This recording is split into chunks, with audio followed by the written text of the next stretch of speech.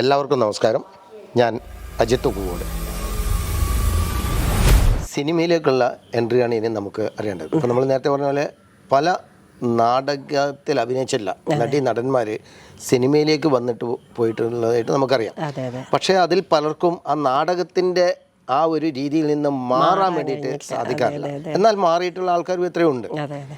അപ്പോൾ രജിതേച്ചിയുടെ സിനിമാ പ്രവേശനം എങ്ങനെയുണ്ട്? അത് എന്തുകൊണ്ടാണ് ഇത്രയും ഡിലേ ആയത്? ഇങ്ങനെയൊക്കെയുള്ള കാര്യമാണ് ഒന്ന് പറഞ്ഞാലോ. എന്നോട് ഒരുപാട് ആൾ ചോദിച്ച ചോദ്യമായത് എന്തുകൊണ്ടാണ് സിനിമയിലേക്ക് അധികം കാണാത്തതെന്ന്. ഞാൻ പണ്ട് എൻ്റെ ചെറുപ്പം മുതലേ സിനിമയോട് എനിക്ക് എന്തോ അത്ര വലിയൊരു, കാരണം നാടകത്തിൽ വന്നു, നാടകത്തിൽ തന്നെയായി, അതോ അതിനെ കൂടുതൽ ഇഷ്ടപ്പെട്ടു. സിനിമ എന്ന് പറയുന്ന ഒരു ലോകം വേറെ തന്നെയല്ല. പക്ഷെ ഒരുപക്ഷെ ആരെങ്കിലും ഒരാൾ ഒരു സിനിമയിലേക്ക് ഒന്ന് പ്രൊമോട്ട് ചെയ്യാൻ ആ സമയത്ത് ഉണ്ടായിരുന്നെങ്കിൽ പോവായിരുന്നു. പക്ഷെ കൂടുതലും ഞാൻ ശ്രദ്ധ കൊടുത്തത് നാടകത്തിലാണ്. പ്രിയനന്ദൻ എന്ന് പറയുന്ന സിനിമാ സംവിധായകനായിരുന്നു.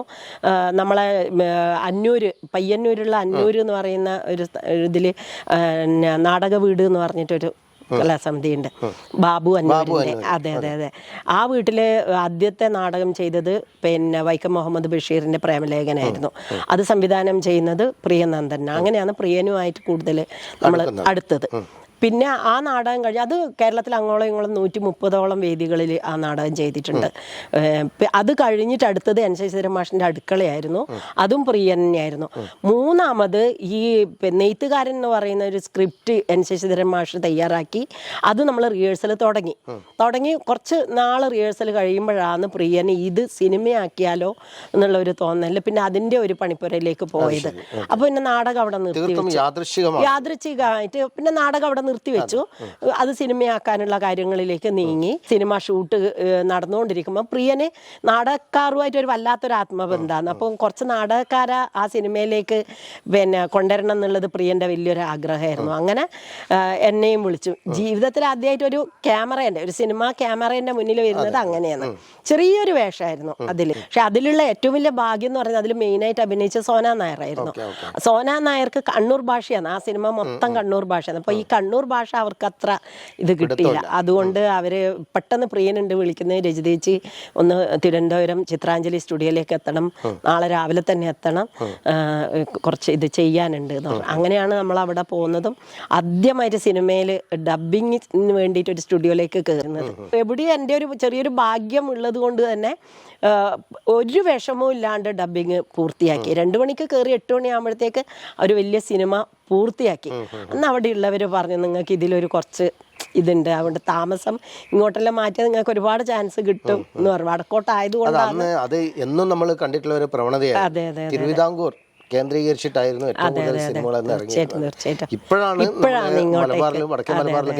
സിനിമകൾ. അത് കഴിഞ്ഞ് പിന്നെ പ്രിയൻ അടുത്ത സിനിമ പുലിജന്മായിരുന്നു. അതിലും ചെറിയൊരു വേഷം ചെയ്തു.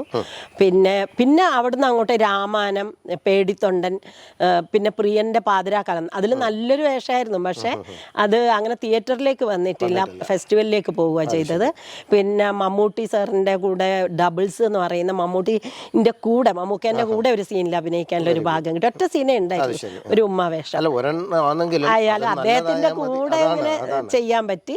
പിന്നെ അവിടുന്ന് ഇങ്ങോട്ട് കുറെ സിനിമ, ഇപ്പൊ 16 സിനിമ ഇപ്പം വരാനിരിക്കുന്നത് വിനീത് ശ്രീനിവാസന്റെ അമ്മയായിട്ട് ചെയ്ത ഒരു ജാതി ജാതകം.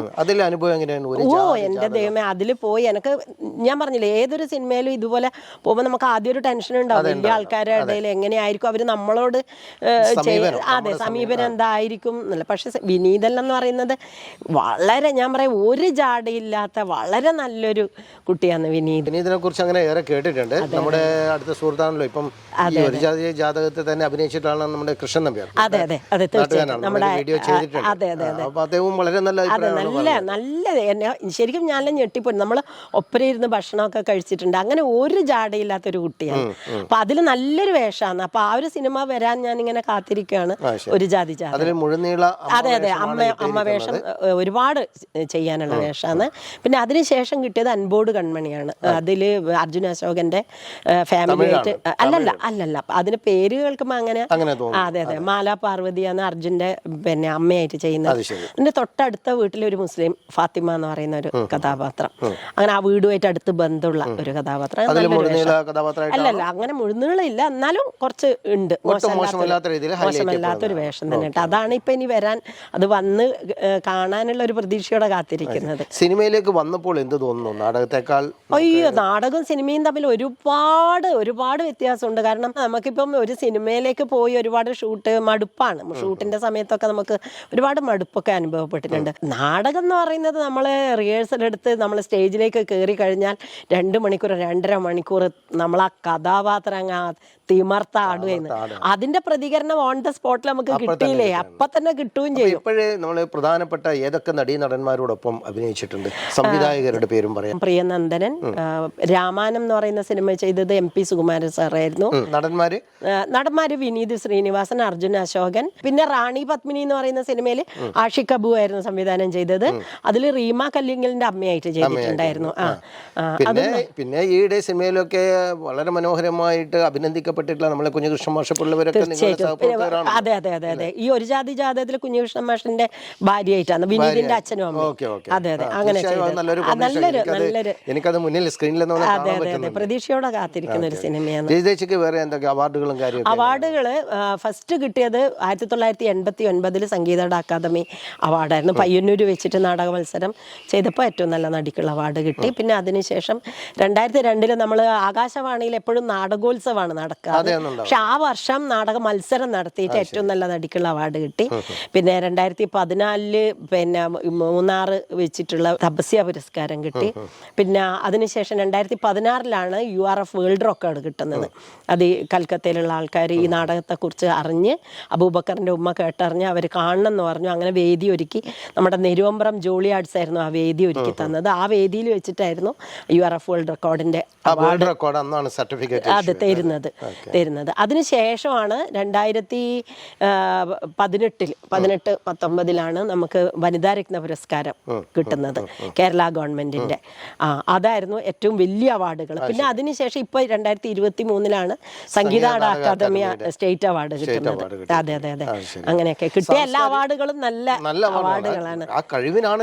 തീർച്ചയായിട്ടും അതുകൊണ്ട് തീർച്ചയായും വലിയ ഭാഗ്യം അർഹിക്കുന്നതാണ്. വൈകിട്ടാണെങ്കിൽ പോലും അതേ അവസരത്തിൽ ചോദിക്കട്ടെ, ഈ സാംസ്കാരിക രംഗത്തും നിങ്ങളൊരു നിറസാന്നിധ്യമാണല്ലോ. അതെ അതെ അതെ ഞാൻ മേഖലയിൽ നിറഞ്ഞു നിൽക്കുന്നു എന്നാണ്. അതെ അതെ ഞാൻ എന്താണെന്നറിയാം, ഞാൻ എപ്പോഴും നമ്മുടെ ഒപ്പമുള്ള കലാകാരികളോട് പറയും, നമ്മൾ വെറുതെ നാടകത്ത് പോയി നാടകം അഭിനയിച്ചു വീട്ടിൽ വന്ന് പിന്നെ ആ ഒരു കാലം നമ്മൾ കഴിഞ്ഞു പോകും. അതായത് നമ്മൾ കടന്നു പോയാലും നമ്മളെക്കുറിച്ച് എവിടെയെങ്കിലും ഓർമ്മിക്കാൻ വേണ്ടി എന്തെങ്കിലും ഒരു അടയാളപ്പെടുത്തൽ, അത് നമ്മളെ കൊണ്ട് പറ്റുന്ന രീതിയിൽ നമുക്ക് എന്താണോ പ്രവർത്തിക്കാൻ സാധിക്കുക എന്നുള്ളതാണ്. അപ്പം ഞാൻ നമ്മുടെ നാട്ടിൽ ഞാൻ ബ്രാഞ്ച് മെമ്പറാണ്. അങ്ങനെ നമുക്ക് പറ്റുന്ന രീതിയിൽ സാമൂഹിക പിന്നെ പരിപാടികളിലെല്ലാം എന്താ പറയുക, നമുക്ക് പറ്റുന്ന രീതിയിലെല്ലാം ചെയ്യലുണ്ട്. അതെ അതെ നമ്മുടെ കൂവോടുള്ള സർഗചേതന കലാസമിതിയിൽ സജീവ പ്രവർത്തകയാണ്. പിന്നെ നമ്മളെ തളിപ്പറമ്പിന്റെ മാസിന്റെ പ്രസിഡന്റാണ്. അങ്ങനെ പൂക്കാസയിലുണ്ട്, വനിതാ സാഹിതിയിലുണ്ട്.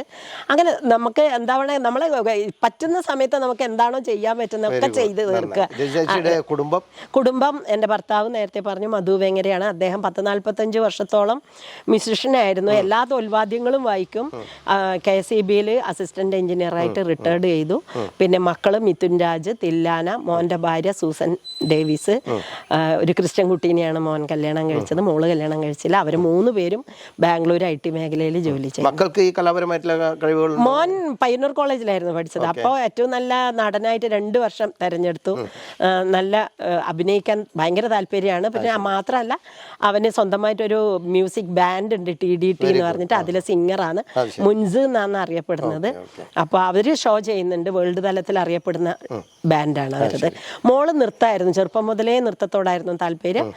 ഇപ്പൊ ബാംഗ്ലൂരിൽ നിന്നും നൃത്തം പഠിച്ച് അവിടെയും പ്രോഗ്രാം എല്ലാം അവതരിപ്പിക്കുന്നുണ്ടായിരുന്നു. നല്ല വിശേഷങ്ങളാണ് ഇതുവരെ പങ്കുവച്ചിട്ടുള്ളത്. അപ്പോൾ ഇങ്ങനെ രചയിച്ചയെ പോലുള്ള ഒരു അനുഗ്രഹീത കലാകാരിയെ നമുക്ക് ഇങ്ങനെ പരിചയപ്പെടുത്താൻ വേണ്ടി സാധിച്ചതിൽ വളരെ സന്തോഷമുണ്ട്. രചയിച്ചയ്ക്ക് നമ്മുടെ പ്രിയപ്പെട്ട പ്രേക്ഷകരോട് എന്താണ് പറയാനുള്ളത്? നാടകത്തിലെ ഒരു അഭിനേത്രി എന്ന് പറയുമ്പോൾ വലിയ അഭിമാനമാണ് എനിക്ക്. തിരിഞ്ഞു നോക്കുമ്പോഴും കഴിഞ്ഞു പോയ യാത്രകളെല്ലാം തന്നെ വളരെ നല്ലതിനായിരുന്നു എന്ന് മാത്രമേ ഞാൻ ചിന്തിച്ചിട്ടുള്ളൂ. നാടകങ്ങൾ, കുറച്ച് സിനിമകൾ, കുറേ ഷോർട്ട് ഫിലിമുകൾ ഒക്കെ ആയിട്ട് ഞാനിപ്പോഴും സജീവമായിട്ട് മുന്നോട്ട് പോവുകയാണ്. നിങ്ങൾ തന്നെയാണ് എനിക്ക് തരുന്ന സപ്പോർട്ട്. അബൂബക്കറിൻ്റെ ഉമ്മ ഓരോ വേദികളും ചെയ്യുന്ന സമയത്ത് പലപ്പോഴും എന്നോട് പലരും ചോദിച്ചിട്ടുണ്ട്, 1 മണിക്കൂർ വളരെ സ്ട്രെയിനാണ് ഈ നാടകം അവതരിപ്പിക്കാൻ, എങ്ങനെയാണ് നിങ്ങൾ ഇതുവരെ ഈ കഴിഞ്ഞ 20 വർഷമായിട്ടും പണ്ട് കണ്ടവരും പറയുന്നത് ഇപ്പം കാണുമ്പോഴും അതേ ഊർജം എങ്ങനെയാണ് നിങ്ങൾ നിലനിർത്തുന്നത് എന്ന്. നിങ്ങൾ തരുന്ന ഊർജം തന്നെയാണ് ഞാൻ എപ്പോഴും പറയാറുണ്ട്. എല്ലാ വർഷവും അമേച്വർ നാടകങ്ങളും ചെയ്യാറുണ്ട്. അതൊരു വല്ലാത്ത സന്തോഷമാണ്. നമ്മളിപ്പോൾ ഒറ്റയ്ക്ക് നാടകം കളിക്കുമ്പോഴും ഈ ഒരുപാട് ആൾക്കാർ ചേർന്നുകൊണ്ട് കളിക്കുന്ന കലാസമിതികളിലേക്ക്, അല്ലെങ്കിൽ നമ്മളിഷ്ടപ്പെടുന്ന കലാസമിതികളിലേക്ക് പോയി നാടകം ചെയ്യുക എന്ന് പറയുന്നത് വളരെ സന്തോഷം തരുന്ന ഒരു കാര്യം തന്നെയാണ്. ഈ വർഷവും 2 നാടകം ചെയ്തു, നല്ല നാടകങ്ങൾ ചെയ്തു, സജീവമായിട്ട് മുന്നോട്ട് പോകുന്നുണ്ട്. നിങ്ങളുടെ എല്ലാവരുടെയും സപ്പോർട്ട് കൊണ്ട് തന്നെയാണ് ഞാൻ ഇത്രയും കാലം സജീവമായിട്ട് നിൽക്കുന്നത്. എന്തായാലും വളരെയധികം സന്തോഷം. നന്ദി. പ്രിയപ്പെട്ടവരെ, ഇത്രയും നേരം നമ്മൾ രജിതേച്ചിയുടെ വിശേഷങ്ങളായിരുന്നു കേട്ടുകൊണ്ടിരുന്നത്. ഇപ്പോൾ നിങ്ങൾക്ക് തന്നെ അത്ഭുതം ഉണ്ടാവും. ഇത്രയും അനുഗ്രഹീതയായ ഒരു കലാകാരി നമ്മുടെ ലോകത്തിൻ്റെ പല കോണുകളിലും പലർക്കും അറിഞ്ഞുകൂടാ. എന്നാൽ ഇത്രയും സിദ്ധിയുള്ള ഒരു കലാകാരി നമുക്കിടയിലുണ്ട് എന്നുള്ളത് ഇങ്ങനെയാണ് നാം ഓരോരുത്തരും മനസ്സിലാക്കുന്നത്. ഭാഗ്യവശാൽ എൻ്റെ ഒരു ഹ്രസ്വചിത്രത്തിലും രജിതേച്ചി അഭിനയിക്കുകയുണ്ടായി. അതും എനിക്ക് ഏറെ സന്തോഷം നൽകിയ ഒരു നിമിഷമായിരുന്നു. ഇനി അടുത്ത ഒരു വീഡിയോയുമായിട്ട് വരുന്നതുവരെ നമസ്കാരം.